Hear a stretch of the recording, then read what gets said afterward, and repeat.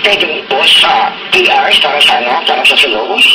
Sa Tantuan, ma'am? Sulu. Oo, ma'am, meron. Nag-organize po, hindi? Oo, ma'am. Okay. Meron. Kompleto, okay. Hindi mo namin kakam. Okay. Padre, yung kausap namin niya, atas sa Martin, magpas ka naman. Wala na. Baka nakakali na lang kasi. Kung wala na lang kailangan para yun.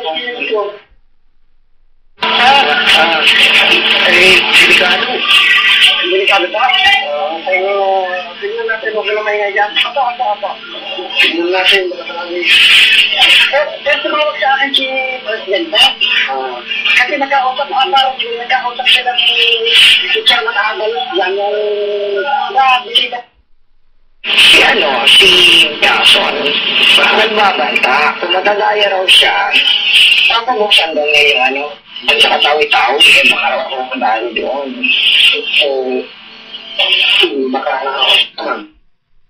hindi na yung pwede magbili yung senatorial canvassing until after the voting on the rules tonight. On the rules, sige po. Sabi ko po sa kasi Senate, parang walang ayaw give Senate. Parang sa naman meeting. Wala naman ganun.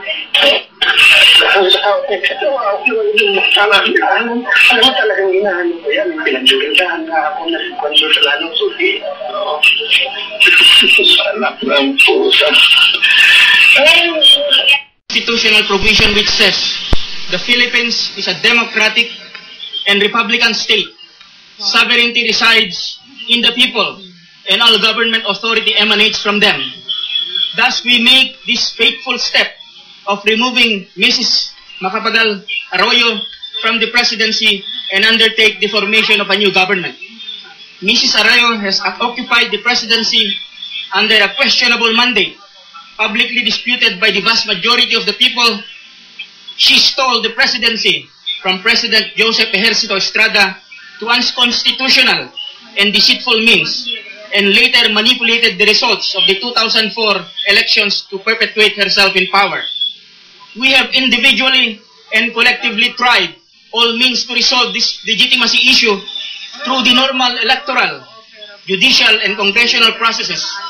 But Mrs. Arroyo used naked power through the issuance of Executive Order 464 and other executive proclamations and the sheer weight of numbers to paralyze the impeachment process procured at people's great expense to frustrate us at every turn.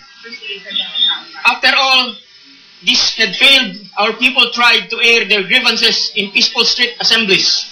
They thought they were exercising a combination of constitutional rights which no official or agency of the government may legally abridge.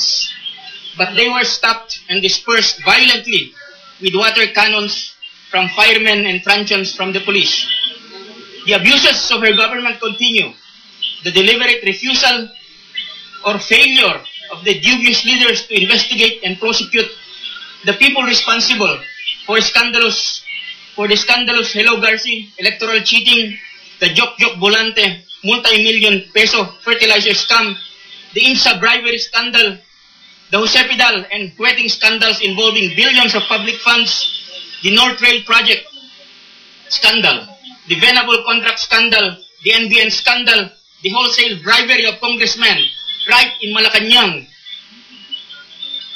as well as the unabated and unresolved extrajudicial killings of citizens, particularly journalists and members of the judiciary, and the use of military and police officers for some unlawful missions, among others. These are clear proof of her failure of good and decent governance. There are numerous illegal and immoral activities and transactions conducted by this government with impunity that betray the citizens and the state of their pristine right to exist as a people with decency, dignity, and integrity.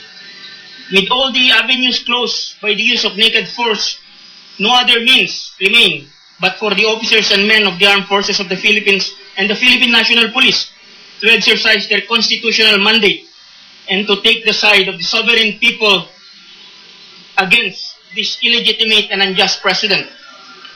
We beg your indulgence and apologize for any temporary disruptions attendant to fighting this righteous cause. We are confident that the will of the sovereign people will prevail. The end of the corrupt and vicious government and its bogus leaders is long overdue. We support the political and economic reforms that will be initiated by the new government, regardless of the personal cost it may impose upon each one of us. We therefore call on our people and all the governments around the world to give the constitutional rescue initiated by our patriotic brothers in the armed forces of the Philippines and Philippine National Police a chance to work. To the task of organizing a new government and pursuing a program of total and no-nonsense reform, we commit our full support. We shall do whatever we can do to prevent any backsliding to the corruption and abuse of power of the immediate